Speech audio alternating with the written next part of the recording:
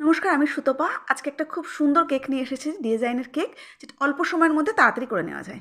প্রথমে আমি একটা 6 ইঞ্চির কেক বোর্ডে 1 পাউন্ডের কেক বানিয়ে নিয়েছি, যেটা হোমমেড প্রিমিক্স দিয়ে। তারপর সেই কেকগুলোকে আমি লেয়ারিং করেছি। লেয়ার করার পর সবথেকে উপরে যে লেয়ারটা ছিল সেটাকে আমি সবার নিচে বসিয়েছি। তারপরকে তাকে ক্রিম দিয়ে পাইনঅ্যাপল দিয়ে ক্রাশ দিয়ে সোক করার পর, ক্রাশ দেওয়ার পর আমি সেকেন্ড লেয়ারটা দিয়েছি। সেকেন্ড লেয়ার দেওয়ার পর চারপাশে এরকমভাবে ক্রিম দিয়ে আগে আটকে নিতে হবে, কেননা তার আগেই যদি আমি শোক করে দিই তাহলে ওটা বসে যাবে, মাঝখানটা উঁচু হয়ে যাবে, দুপাশটা বসে যাবে। তা আগে আমি ওটাকে ক্রিম দিয়ে আটকে দেওয়ার পর ওটাকে শোক করে নিয়েছি। পাইনঅ্যাপল ক্রাশ আর জল মিশিয়ে আমি সুগার সিরাপটা করেছি। তারপরে ওর মধ্যে আমি ক্রিম দিয়েছি। ক্রিমের পরে আমি একটু ক্রাশ দিয়ে দিচ্ছি। এখানে এই লেয়ারিং করার সময় আমি ওই ভিডিওটা আপলোড করিনি, যেহেতু আমি খুব ব্যস্ত ছিলাম, তাই তাড়াতাড়ি করে দিয়েছি শুধু ডিজাইনটাই দেখানোর জন্য। এবার দেখুন আমি কি করেছি, মাঝখানের আরেকটা লেয়ার ছিল সেটাকে বসিয়েছি। চারপাশে যে আগে ক্রিম দিয়ে কোটিং করে নিলাম, তারপর আমি এই যে পাইনঅ্যাপল ক্রাশ আর জল দিয়ে যে সিরাপটা বানিয়েছিলাম সেটা দিয়ে শোক করে নিলাম। শোকটা অবশ্যই জরুরি, যাতে কেকটা সফট হবে। তার শোক করার পর আমি ওর উপরে ক্রিম দিয়ে প্রথমে স্প্রেড করে নিচ্ছি। ক্রিমটা দিয়ে ভালো করে ক্রিম মেশাতে হবে, মানে মাখাতে হবে। তারপর তার উপরে দিতে হবে পাইনঅ্যাপল ক্রাশ। এবার আমার এটা মালালসের পাইনঅ্যাপল ক্রাশ ছিল, তাই পাইনঅ্যাপল ক্রাশটা দিলাম। দেওয়ার পর এবার যেটা সবথেকে শেষে থাকে যে লেয়ারটা, সেটাকে আমি সবার উপর সেটা সবার উপরে দিতে হয়। দেওয়ার পরে এই যে ক্রিমটা দিয়ে আগে চারপাশটা আটকে নিচ্ছি। এবার এটাকে ক্রাম কোটিং করব।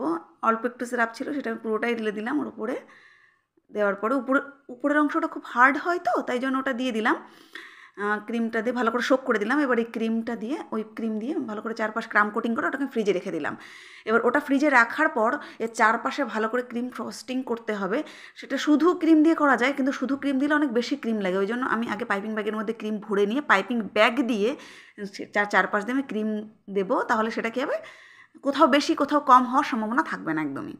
দেখুন যেভাবে আমি ক্রিম লাগাচ্ছি, এভাবেই ক্রিমটা দিলে কী হবে, সব জায়গা সমান হবে। আর এই ক্রিমটা দেওয়ার পরে না, প্রথমে আমাকে ব্যালেট নাইফ দিয়ে ক্রিমটাকে আগে ভালো করে কেকের গায়ে লাগিয়ে নিতে হবে। তারপরে আমাকে স্ক্রাবার ঘোরাতে হবে। যদি আমি প্রথমে স্ক্রাবার ঘুরিয়ে দিই তাহলে ফাঁকা থেকে যাবে, যেখানে বাবলস ক্রিয়েট করবে, এবং ক্রিমটা কোথাও কোথাও ফাঁকা ফাঁকা জায়গা দেখা যাবে। এবার আমি এটাকে ভালো করে ক্রিম লাগিয়ে দিচ্ছি। এই ক্রিমটার মধ্যে, হুইপ ক্রিমের মধ্যে আমি শুধুমাত্র পাইনঅ্যাপল ইমালশন দিয়েছিলাম 2-3 ফোঁটা, যার জন্য ক্রিমটা দেখতেই পাচ্ছেন কত সুন্দর সফট হয়েছে, এবং দেখতেও খুব সুন্দর কালার হয়েছে। আমার হাতে খুব সময় কম ছিল, খুব অল্প সময়ের মধ্যে আমাকে কেকটা ডেলিভারি দিতে হতো, যার জন্য আমি কেক বানানো বা স্পঞ্জ বানানো, তারপর সেটাকে লেয়ার করা, এগুলো আমি তুলতে পারিনি। আর তাছাড়াও আমি একদম নতুন বলে আমার অনেক ভুল ত্রুটি হচ্ছে, মানে ক্যামেরা ঠিকঠাক বসানো আমি এখনও ঠিকঠাক বুঝতে পারিনি বলে। ভুল করেই তো মানুষ শেখে, তাই না? আমি আস্তে আস্তে শিখে যাব। প্রথমে এটাকে সেইভাবে সমান করতে হবে। ক্রিমটা ততক্ষণই করতে হবে যতক্ষণ না এটা সমান না হচ্ছে। এবার আমি এটাকে খুব ফাস্ট করে দিয়েছি। এই যে এটা আমি, এই জায়গাটা খেয়াল রাখতে হবে খুব সাবধানে। এই দেখুন আমি খুব সাবধানে টানতে টানতে একটু জোরে হয়ে গেল, আমার ওখানটা ক্রিমটায় কেকটা উঠে এসেছে। কোনো ব্যাপার না, ওটাকে আবার একটু ক্রিম লাগিয়ে দিয়ে ওটাকে ঠিক করে নেওয়া যায়। এরকম করতে করতেই তো কত রকম হবে, ভুল হবে, কোথাও ভেঙে যাবে, কিন্তু সেগুলোকে সব ম্যানেজ করে নিতে হবে কেক বানাতে বানাতে। ক্রিমটা দিয়ে ভালো করে আমি ব্যালেট নাইফ দিয়ে কেকটা উপরটাকে ফিনিশিং করার চেষ্টা করছি। করতে হবে এইভাবে, ততক্ষণই করবে, একটু সময় লাগবে, কিন্তু যতক্ষণ আমরা প্র্যাকটিস করতে করতে প্র্যাকটিস হয়ে গেলে তখন অসুবিধা হবে না। এবারে আমি এটাকে কম করে দিয়েছি স্ক্র্যাপার দিয়ে, চারপাশ মুছে পরিষ্কার। এবার আমি যেহেতু এটাকে নিউট্রাল জেল ইউজ করব, মোটামুটি ফিনিশিং হলেই হবে, অসুবিধা নেই, যেহেতু চারপাশে ফ্লাওয়ার দেওয়া থাকবে, বোঝাও যাবে না। এবার আমি একটা বাটিতে নিউট্রাল জেল নিলাম, যেটা হোয়াইট কালারের নিউট্রাল জেল থাকে একটা। সেই নিউট্রাল জেলের মধ্যে র ম্যাটেরিয়ালসের দোকানে গেলেই পাওয়া যাবে, খুঁজে পাবেন। নিউট্রাল জেলের মধ্যে একটু জল দিয়ে, আর ইয়েলো কালার দিলাম, লেমন ইয়েলো কালার দিয়ে জল দিয়ে আমি এটাকে ড্রিপারের জন্য এটাকে আমি মেশাচ্ছি। কিন্তু এমনভাবে মেশাতে হবে যেন প্রচণ্ড তরল না হয়ে যায়। তরল হয়ে গেলে গড়িয়ে একদম কেকের থেকে নিচে নেমে যাবে। আর যদি খুব গাঢ় হয় তাহলে ড্রিপারটা দেখা যাবে না। তারপরে একটা পাইপিং ব্যাগের মধ্যে আমি এটাকে, মাঝারি সাইজের একটা পাইপিং ব্যাগ নিলাম, এই ড্রিপারটাকে ওর মধ্যে, পুরো নিউট্রাল জেলটাকে ওর ভিতরে দিয়ে দিলাম, ভালো করে মিশে গেছে দেখে। তারপর পাইপিং ব্যাগে একটা আটকে দিলাম ভালো করে। এবার কি করলাম, আমি কয়েক ফোঁটা পিঙ্ক কালার নেব। পিঙ্ক কালার নিয়ে, 2 ফোঁটা পিঙ্ক কালার নিয়ে, হালকা পিঙ্ক কালার নিয়ে এই পিঙ্ক কালারটা আমি একটা পাইপিং ব্যাগের মধ্যে রাখবো, কিন্তু খেয়াল রাখবো সেই পাইপিং ব্যাগে কিন্তু কোনো নজেল দেওয়া নেই। এই যে এখানে আমি দেখাবো যে দুটো কালার কি করে একটা পাইপিং ব্যাগের মধ্যে দুটো কালার দেওয়া যায় এবং সেই দুটো কালার দিয়ে কী করে ফ্লাওয়ার বানানো যায়। এই যে একটা আমি পাইপিং ব্যাগের মধ্যে পিঙ্ক কালার অ্যাড করলাম, আরেকটা পাইপিং ব্যাগের মধ্যে আমি নর্মাল ওই যে হুইপ ক্রিমটা ছিল সেই ক্রিমটা আমি অ্যাড করলাম। এই যে এই পাইপিং ব্যাগেরটাও কিন্তু কোনো নজেল দেওয়া নেই। এবার কি করলাম, আমি আর একটা বড় সাইজের পাইপিং ব্যাগের মধ্যে, এই যে বড় সাইজের পাইপিং ব্যাগের মধ্যে এক সাইডে ওই পিঙ্ক কালারের পাইপিং ব্যাগ দিয়ে পিঙ্ক ক্রিমটা রেখে দিচ্ছি, পুরোটাই পিঙ্ক ক্রিম দিয়ে দেবো। ঠিক আরেক পাশে ওই হোয়াইট ক্রিমটা দিয়ে দেবো আরেক পাশে। আমার ক্যামেরাটা হাতটা একটু উঁচু হয়ে গেছে যেহেতু আমি নতুন, তো যা হোক আস্তে আস্তে ঠিক হয়ে যাবে। এবার কেউ যদি মনে করবে 3টে কালার ইউজ করবো, তাহলে আরেকটা পাইপিং ব্যাগে আরেকটা কালার অ্যাড করে ওর ভিতরে হয়ে যায়। দেখুন দুটো কালার দিয়েছে, কিন্তু এই পাইপিং ব্যাগটা কিন্তু কোনো নজেল দেওয়া নেই। কেন দেওয়া নেই, কারণ আমি আরেকটা পাইপিং ব্যাগের মধ্যে নজেল দিয়ে যখন এই যে এটাকে ওর ভিতরে ঢুকিয়ে দিলাম, ফ্লাওয়ার বানাতে পারবো। যেহেতু ওটা আমি নিজে নিয়েছি N1 নজেল, যখন আমার এই নজেলটা চেঞ্জ করার দরকার হবে, আমি বাইরের পাইপিং ব্যাগ আর নজেলটা সরিয়ে নিয়ে আরেকটা পাইপিং ব্যাগ নজেল লাগিয়ে ওই ক্রিমটাকে আমি ইউজ করতে পারবো। মানে বারবার আমাকে ক্রিমটা চেঞ্জ করতে হবে না, ক্রিমের ব্যাগটা একই থাকবে।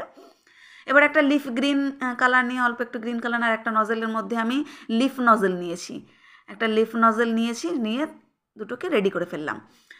এবার আমি কেকটাকে বের করেছি, প্রথমে একটা টুথপিক দিয়ে আমি একটা মার্ক করে নিচ্ছি, কারণ সেখানে আমি নিউট্রাল জেলের ড্রিপার দেবো। তো এই যে ড্রিপার দিয়ে একটা মার্ক করে নিলাম।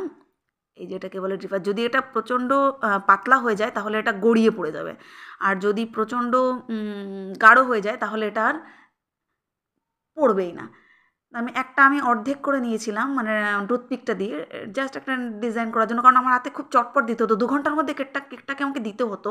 আর আমার আরেকটা কেকের অর্ডার ছিল তখন, সেমি ফন্ডেন্টের ওয়েডিং কেক, আপনারা যারা দেখেননি ওটা দেখতে পারেন। এবার দেখুন এটা হচ্ছে N1 নজেল। এই যে আমাকে একটু প্রেস দিয়ে করে দেখুন দুটো কালার কিন্তু হয়ে গেল, কি সুন্দর, তাই না?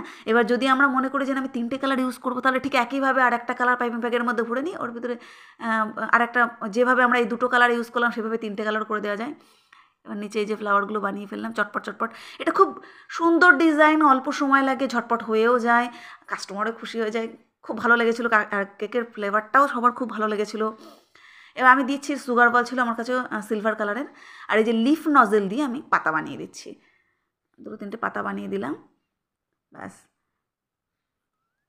এরপর আমার যেটা হবে, আমি এর ওপরে সুগার বল দিয়ে যেখানে যেখানে একটু ফাঁকা আছে সেখানে আমি ওই N1 নজেলটা দিয়েই প্রেস করে দিলে এরকম ফ্লাওয়ার হয়ে যায়, অসুবিধা নেই, হয়ে যায়। এবার দেখুন এই যে আমি ওই নজেলটাও কিন্তু বের করে নিলাম, N1 নজেল আর পাইপিং ব্যাগটা বের করে নিয়ে আমি আর একটা রোজ নজেল দিয়েছিলাম, কিন্তু আমি নতুন না, এই যে রোজ বানিয়ে ফেলেছি, কিন্তু আমি দেখতেই পাইনি যে আমি কখন, ক্যামেরা থেকে হাত উপরে উঠে গেছে, বোঝো, দেখাই যাচ্ছে না রোজটা। ঠিক আছে, আমি নেক্সট আরেকটা ফ্লাওয়ার নিয়ে আসবো, রোজ নজেলের, খুব সুন্দর রোজ নজেলের আমি ভিডিও নিয়ে আসবো খুব তাড়াতাড়ি, অনেক টাইপের রোজ নজেলের। হয়ে গেল রোজ বানানো। আমি কয়েকটা সুগার বল দিয়ে এটাকে চারপাশে ডিজাইন করে দিচ্ছি, ব্যাস হয়ে গেল। আবার কি করছি আমি, সুগার বল দিয়ে হয়ে গেল আমার 1 পাউন্ডের খুব সহজে বানানো কেক।